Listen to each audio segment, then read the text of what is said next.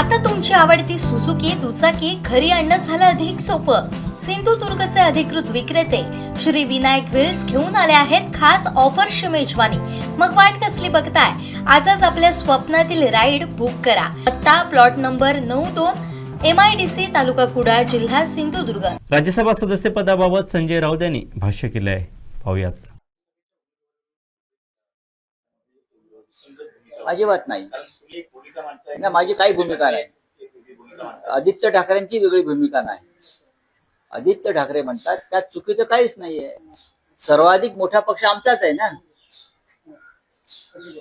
20 आमदारांचा पक्ष आमचा आहे, हे आधी मान्य केलं पाहिजे. दुसऱ्या क्रमांकाचा पक्ष आहे काँग्रेस, त्यांचे 16 आहे आणि राष्ट्रवादी काँग्रेसचे 10 आहे. त्याच्यामुळे जो निवडून जाणार आहे राज्यसभेचा खासदार तो महाविकास आघाडी मिळूनच जाईल. त्याच्यामुळे पहिला अधिकार हा शिवसेनेचा आहे. आदित्य ठाकरे याच्याविषयी वेगळं बोलले आहेत असं मला वाटत नाही आणि ते चुकीचं असे मला वाटत नाही. काँग्रेस हायकमांडशी चर्चा सातत्यानं बोलता आहात की ज्येष्ठ नेते म्हणून शरद पवारांची इच्छा आहे, तुमच्याशी उद्धव ठाकरेंची चर्चा झाली. आता प्रश्न असा आहे, माननीय शरद पवार साहेबांची इच्छा आहे असं मी म्हणालो, राईट?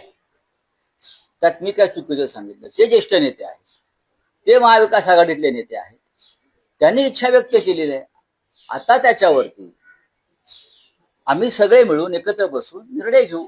पण सर्वाधिक मोठा पक्ष म्हणून पहिला हक्क हा शिवसेनेचा, हे आधी स्वीकारलं पाहिजे. हीच चर्चा सुरू आहे. यात वेगळं काय आहे? मुळात मुख्यमंत्र्यांचं स्टेटमेंट असं आहे की 7 जागा आहेत, त्यापैकी 6 जागा आमच्या निवडून जातील, 1 जागा महाविकास आघाडीची निवडून जाईल, असं संख्याबळ आहे. पण आदित्य ठाकरे हे सांगता आहेत की आमचे 2 खासदार जातील. नाही असं बोललेलं नाही. त्यांचं म्हणणं एक शिवसेनेचा जाईल आणि एक एनसीपी किंवा माननीय बघा, हे पहा, आदित्य ठाकरे यांना राजकारणाची आणि विधिमंडळाच्या कामाची चांगली जाण आहे. 2 लोक कसे निवडून जातील जाणार नाही, एकच जाणार. राज्यसभेच्या जागा ते म्हणतात की गेल्या वेळेस शरद पवार आणि प्रियांका चतुर्वेदी असे 2 खासदार निवडून गेलेले, त्यामुळे यावेळेसही आमचे 2 खासदार निवडून जातील असं आदित्य ठाकरे म्हणतात. तेव्हाची परिस्थिती वेगळी होती, तेव्हा आम्ही सगळे एकत्र होतो, आमचाही आकडा जास्त होता. हे आहे, आदित्य ठाकरे अशा प्रकारे चुकीचं विधान करणार नाही. 1 खासदार निवडून जाईल, 37चा कोटा आहे या वेळेला. आमच्याकडे 10 ते 12 मतं जास्त राहतील असं दिसतंय. आम्हाला पुन्हा 20 मतांची बेगमी करावी लागेल. ती जर होत असेल तर 2 जातील. पण या क्षणी शिवसेना हा सगळ्यात मोठा पक्ष असल्यामुळे आम्ही हे बोलणारच. जेव्हा आमचा मोठा पक्ष आहे त्याच्यामुळे पहिला हक्क आमचा राहील. पण प्रश्न निर्माण कधी होतो? अद्याप माननीय शरद पवार साहेबांनी स्वतःची उमेदवारी त्यांच्या पक्षाकडून जाहीर केलेली नाही. हे लक्षात घेतलं पाहिजे. शरद पवार यांनी इच्छा व्यक्त केली आहे, हो, तुमच्याशी त्यांची चर्चा. तेव्हा महाराष्ट्राचं राजकारण त्यावेळेला आता जसं काही बदल झाले तसे बदल झालेले नव्हते. पाहू ना, तुम्ही फार त्याच्यावरती फार टेन्शन किंवा प्रेशर घेऊ नका.